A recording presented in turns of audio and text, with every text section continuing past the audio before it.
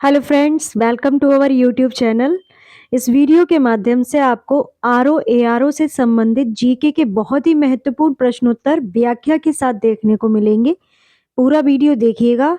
सर्वप्रथम तो आपको यही काम करना है। आज थोड़ी सी वीडियो में आगे बातें करेंगे क्योंकि बहुत दिनों बाद हम एक्टिव हुए हैं चैनल पर, तो आपको थोड़ा सा टाइम अपना देना पड़ेगा इस वीडियो के माध्यम से। तो आपको क्या है कि इस वीडियो को देखना है। ये वीडियो तब तक चलेंगे जब तक आपका एग्जाम क्लियर नहीं हो जाता। प्री मेंस तक ये चलेंगे। अभी प्रीलिम्स की तैयारी कराई जाएगी। इसमें हिंदी के और जीके के वीडियोस रहेंगे। कोशिश की जाएगी आपको ट्रिक ऑन टिप्स भी दिए जाएं, जो कि आपको व्हाइट बोर्ड के द्वारा दिए जाएंगे, और पीडीएफ के थ्रू आपको ये डिस्क्रिप्शन वीडियोस रहेंगे। इसमें आपको क्या करना है कि अपना नोटबुक और पेन को साथ में रखना है। जो भी फैक्ट आपको बताए जाएं डिस्क्रिप्शन के साथ, वो आप नोट करते जाइएगा। इससे क्वेश्चन के साथ साथ आपके बहुत सारे पॉइंट तैयार हो जाएंगे। यहाँ से आपको 100+ क्वेश्चन मिलने की संभावना रहेगी अगर आप कंटिन्यू वीडियो के साथ जुड़े रहते हैं। ठीक है, और वीडियो को ज़्यादा से ज़्यादा शेयर करते रहिएगा। और कंटेंट आपको कैसा लगा ये भी बताइएगा। आपको प्रैक्टिस सेट जब से ज़्यादा लगाना होता है, कोई भी एग्ज़ाम आप देने जा रहे हो तो आपको प्रैक्टिस सेट लगाना होता है। तो अबव 60 प्रैक्टिस सेट हम आपके लगवा देंगे, और प्रीवियस ईयर क्वेश्चन पेपर भी 2013 से लगवा देंगे। तो आप इस वीडियो को कंटिन्यू देखते रहिएगा और वीडियो को शेयर करते रहिएगा। ठीक है, इतनी बातें करनी थी। अब वीडियो को शुरू कर लेते हैं। ध्यान से पूरा वीडियो देखिएगा एंड तक, और सारी चीज़ों को नोट करने की कोशिश कीजिएगा। नोट नहीं कर सकते हैं तो वीडियो को 2 टाइम्स देखना मत भूलिएगा, जिससे क्या होगा कि आपको वीडियो में देखते देखते ही सारी बातें याद हो जाएंगी। और आपके कुछ सजेशन रहते हैं कि आप वीडियो में इस तरह से इंक्लूड करें या इस तरह से बताएं, तो आप वो भी आप कमेंट सेक्शन में लिख सकते हैं। ठीक है, तो पहला क्वेश्चन है, उन क्रांतिकारी या क्रांतिकारियों का नाम दीजिए जो 1925 के बाद सक्रिय रहे। ए ऑप्शन है अशफाकुल्ला, बी ऑप्शन है रामप्रसाद बिस्मिल, सी ऑप्शन है बटुकेश्वर दत्त, डी ऑप्शन है उक्त में से सभी। तो इसका जो सही आंसर हो जाएगा वो क्या होगा? तो इसका जो सही आंसर हो जाएगा वो हो जाएगा आपका बटुकेश्वर दत्त। 1925 से आपको याद रखना है कि 1925 में कौन सी घटना हुई थी। तो 9 अगस्त 1925 को हुई थी काकोरी कांड, जिसे काकोरी ट्रेन डकैती के नाम से भी जाना जाता है। आप सभी लोग जानते हैं। तो इसके लिए क्या हुआ था कि अशफाक उल्ला खां, रामप्रसाद बिस्मिल, रोशन सिंह, राजेंद्र रायली को, जो राजेंद्र लाहिड़ी थे, इनको फांसी दे दी गई थी। इसके बाद बटुकेश्वर दत्त ने भगत सिंह के साथ मिलकर 1929 में सेंट्रल लेजिस्लेटिव असेंबली में बम फेंक दिया था। बटुकेश्वर दत्त जो एक्टिव हुए थे वो काकोरी जो कांड हुआ 1925 में, उसके बाद ही एक्टिव हुए थे। तो इसका जो सही आंसर हो जाएगा वो हो जाएगा सी ऑप्शन। ठीक है, अगला क्वेश्चन है, होम रूल लीग आंदोलन सर्वप्रथम किसने प्रारंभ किया? ए ऑप्शन है एनी बेसेंट, बी ऑप्शन है सरोजनी नायडू, सी ऑप्शन है सुरेंद्र नाथ बनर्जी, डी ऑप्शन है तिलक। तो होम रूल लीग आंदोलन की अगर बात हो रही है तो इसका जो सही आंसर हो जाएगा वो हो जाएगा डी ऑप्शन। ब्रिटिश साम्राज्य के अधीन रहते हुए संवैधानिक तरीके से स्वशासन प्राप्त करने के उद्देश्य से सितंबर 1916 में एनी बेसेंट द्वारा होम रूल की स्थापना की गई थी। ठीक है, तो इसका जो डी ऑप्शन है वो बिल्कुल करेक्ट हो जाएगा, एनी बेसेंट। और फिर उसके बाद बाल गंगाधर तिलक ने 28 अप्रैल 1916 में महाराष्ट्र में होम रूल लीग की स्थापना की। अब इसमें कभी पूछ लिया जाए कि जो बाल गंगाधर तिलक हैं, इन्होंने होम रूल लीग की स्थापना की, कहीं कहीं होता है कि एनी बेसेंट ने की, तो आपको जरूर से देखना है कि डेट क्या है।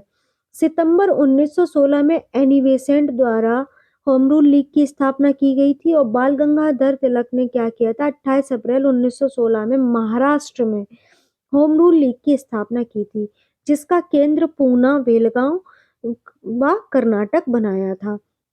लीग का मुख्य उद्देश्य क्या था, कभी पूछ लिया जाए। होम रूल लीग बनाई गई एनी बेसेंट और बाल गंगाधर तिलक के द्वारा। तो इसका मूल जो उद्देश्य था वो क्या था? तो वो था अंग्रेजी साम्राज्य के अंदर रहकर संवैधानिक संसाधनों द्वारा स्वराज्य प्राप्त किया जाए। वर्ष 1918 में इन दोनों लीग को विलय कर दिया गया था। तो जो home rule league Annie Besant ने बनाई थी और जो तिलक ने बनाई थी, फिर 1918 में क्या होता है, दोनों लीग को मिला दिया जाता है। ठीक है, तो ये भी आपको याद रखना है। तो अब 3 बातें इस क्वेश्चन में याद रखनी है होम रूल लीग आंदोलन से संबंधित। 1916 में एनी बेसेंट ने होम रूल लीग की स्थापना की। 1916 में ही 28 अप्रैल को बाल गंगाधर तिलक ने महाराष्ट्र में होम रूल लीग की स्थापना की। इन्होंने अपना केंद्र पूना, बेलगांव और कर्नाटक बनाया और लीग का मुख्य उद्देश्य था अंग्रेजी साम्राज्य के अंदर रहकर संवैधानिक संसाधनों द्वारा स्वराज्य प्राप्त किया जाए। अगला क्वेश्चन है, सन 1929 में all India trade union Congress में क्यों विभाजन हुआ, जिसमें एन एम जोशी को भारतीय ट्रेड यूनियन फेडरेशन बनाने की आवश्यकता पड़ी।